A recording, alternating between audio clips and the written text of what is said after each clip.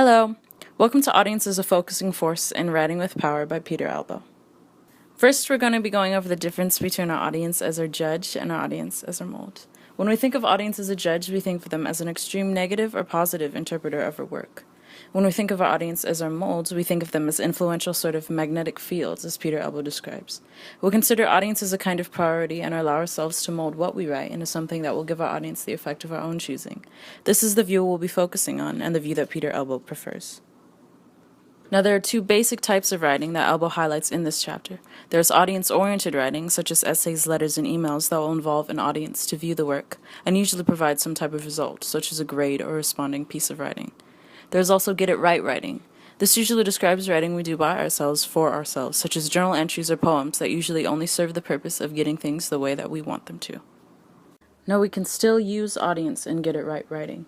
We know that the specific type of writing is usually meant for our own eyes and for our own personal gain, but we can maximize our writing potential if we have even one more set of eyes on our papers.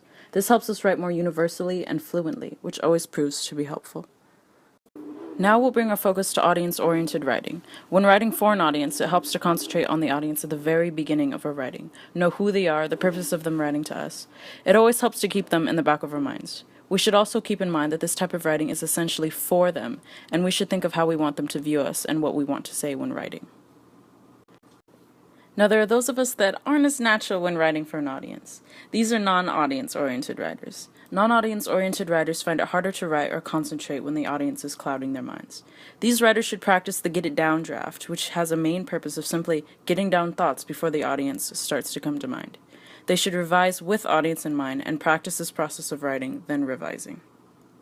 It's very important to recognize the strengths and weaknesses of writers, especially when it comes to audience. For audience-oriented writers, to practice getting audience out of their heads, they should work on the get-it-down draft writing, just to ensure clarity of thought. They should also practice writing for no one but themselves. Non-audience writers should definitely practice keeping an audience in their mind's eye, and should start to think of audience as their mold in writing, and not their anxious judges. So which are you, an audience-oriented writer or a non-audience-oriented writer?